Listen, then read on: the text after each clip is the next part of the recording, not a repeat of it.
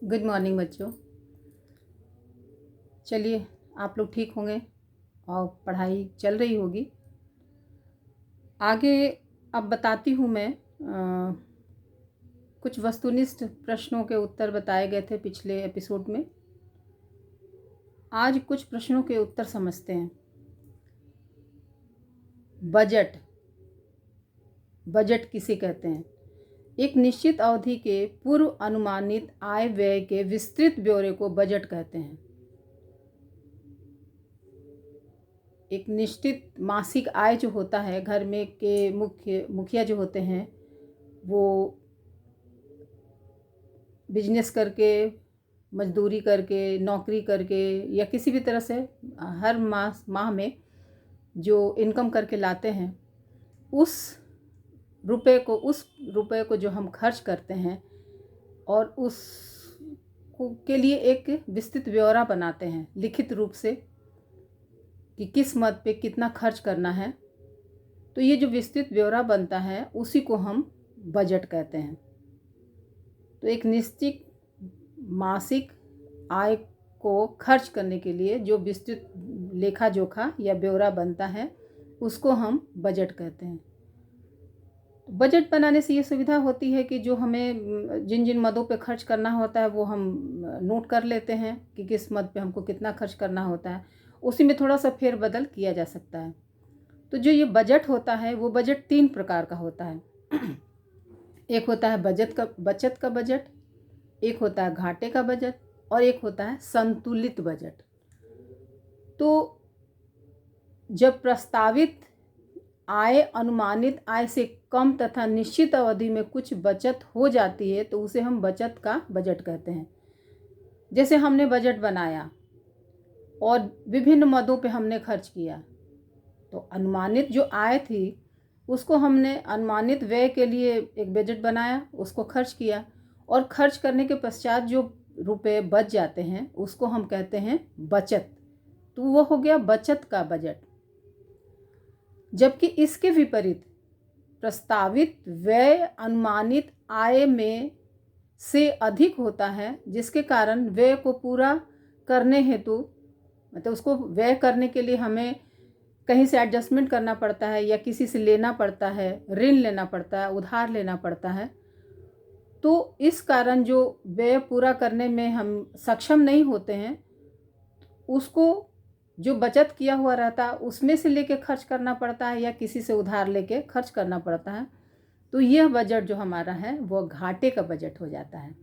तो इसमें तो हमें घाटा लग गया। जो हमने व्यय करने के लिए जो ब्यौरा बनाया तो उस ब्यौरे से हम थोड़ा ज़्यादा निकल गए, किसी मद पे ज़्यादा खर्च हो गया, तो उसमें हमें कहीं से लेना पड़ गया। तो ये हो गया हमारा घाटे का बजट।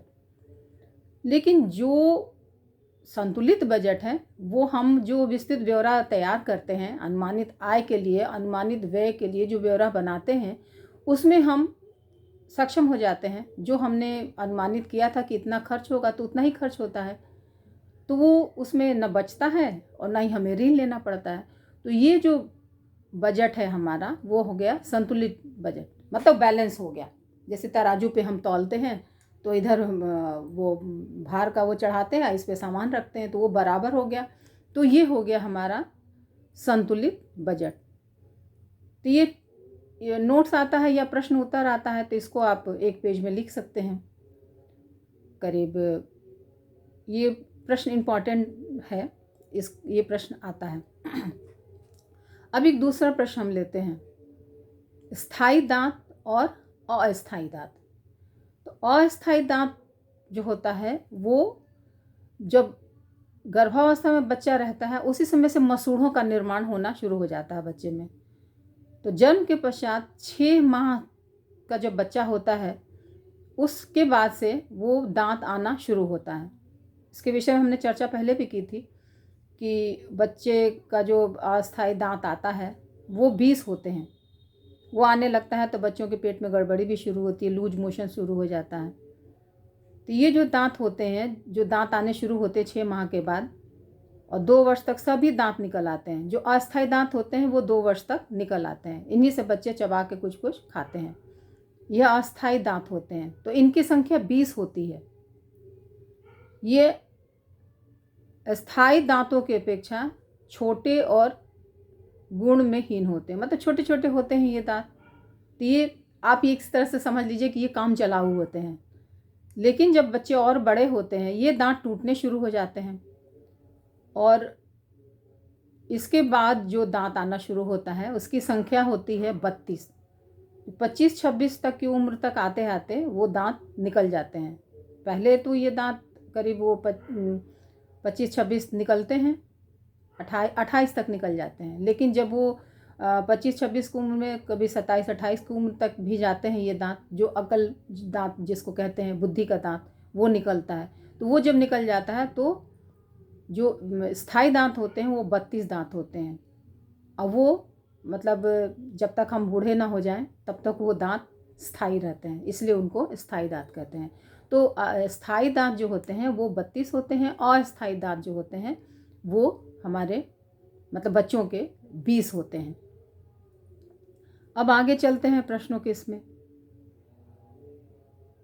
पूरक आहार हमने पढ़ा था पिछले एपिसोड में, स्तन त्याज्य। उसमें जो बच्चों को दूध छुड़ाने के बाद जो आहार दिया जाता है उसी को हम कहते हैं पूरक आहार। स्तन दूध के अतिरिक्त, माँ के दूध के अतिरिक्त अन्य खाद्य पदार्थ जो हम शिशु को 6 महीने की आयु के बाद देते हैं पूरक आहार कहलाती है। 6 महीने के बाद माता का दूध शिशु की पोषणीय आवश्यकता को पूरा नहीं करता है।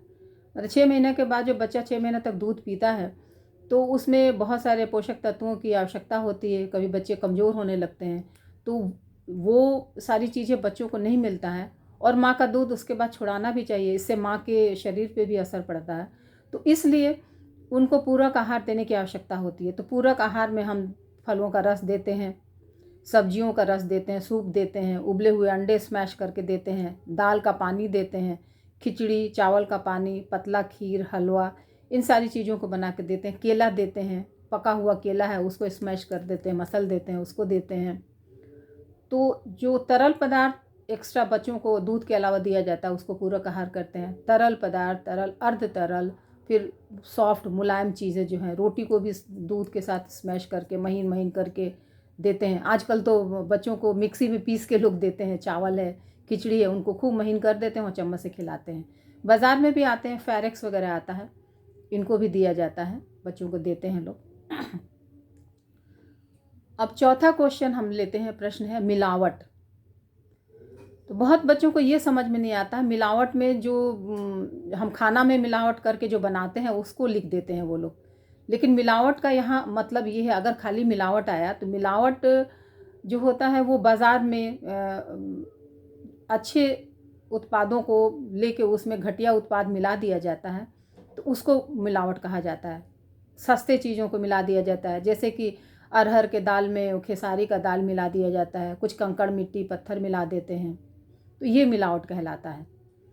इसमें जैसे मसाला वगैरह में ईंट को पीस के, और बुरादा जैसे कहने में भी ख़राब लगता, शर्म आती है, घोड़े की लीद है, वो सारी चीज़ें मिला दी जाती है। धनिया पाउडर में इन सारी चीज़ों को मिला दिया जाता है। दूध में पानी मिलाया जाता है, उसमें से मलाई निकाल देते हैं, पानी मिला देते हैं, उस दूध को बेचते हैं। तो इन सारी चीज़ों को, इसको हम मिलावट कहते हैं। कूड़ा करकट, पेड़ों के पत्ते को पीस के मिला दिया जाता है। तो ये चीज़ें जो हैं उनको पीस के जो मिला दिया जाता है उसको हम मिलावट कहते हैं। तो खाद्य पदार्थ में उससे कोई मिलता जुलता पदार्थ या उससे घटिया कोई चीज़ जो है उसमें से कोई अच्छे तत्व उसमें से निकाल लेते हैं, और कोई हानिकारक तत्व मिलाने के बाद उस खाद्य पदार्थ की गुणवत्ता को की कमी हो जाती है उसमें, तो उसको बढ़ा के परिवर्तन करके उसको बेचते हैं, तो उसे हम मिलावट कहते हैं। तो इसलिए मसाला पहले लोग घर में ही बनाते थे, कूटते थे, पीसते थे। अब तो रेडीमेड आ गया, डब्बे में बंद आ रहा है, खुला भी आता है, वो लोग ले लेते हैं। लेकिन उसमें खुले मसाले में से उसके सत्व उड़ भी जाते हैं, कुछ निकाल भी देते हैं, कुछ घटिया चीज़ें मिला देते हैं। काली मिर्च में कुछ ख़राब से काले काले दाने मिला देते हैं। ज़ीरा में घटिया जीरा जो बहुत पुराना है उसको मिला देते हैं। तो इस तरह से हल्दी में भी, हल्दी में ईंट को पीस के उसके चूरे को मिला देते हैं। तो बहुत सारी चीज़ें मिलावट की आती हैं। तो ये हो गया चौथा प्रश्न है मिलावट। ये सारे शॉर्ट नोट्स आते हैं, कुछ प्रश्न के उत्तर भी आते हैं, लंबे दीर्घ उत्तरीय होते हैं, लघु उत्तरीय होते हैं, तो उसमें इन सारे प्रश्नों के उत्तर देने होते हैं। अब है एक प्रश्न है क्रेडिट कार्ड। ये शॉर्ट नोट्स में आया था और आता है। तो क्रेडिट कार्ड किसी भी फाइनेंस कंपनी द्वारा किसी धारक को दी जाने वाली यह वह सुविधा है जिसके तहत वह कार्ड धारक को फंड उधार देता है। सामान्यतः खरीदारी के समय खरीदारी के 1 महीने के बाद से ब्याज देने की प्रक्रिया शुरू होती है। उधार की सीमा रेखा कार्ड धारक को क्रेडिट रेटिंग के हिसाब से तय की जाती है। तो ये क्रेडिट कार्ड है। क्रेडिट कार्ड का मतलब हुआ कि उधार आप कोई भी सामान ले सकते हैं, लेकिन वो एक समय सीमा निर्धारित होती है, उसके बाद आपको उसको पे करना होता है। बैंक में अगर आपके रुपए हैं तो उससे आप तो खरीद लेते हैं, लेकिन अगर बैंक में रुपए नहीं है तो वो क्रेडिट के आधार पर आप जैसे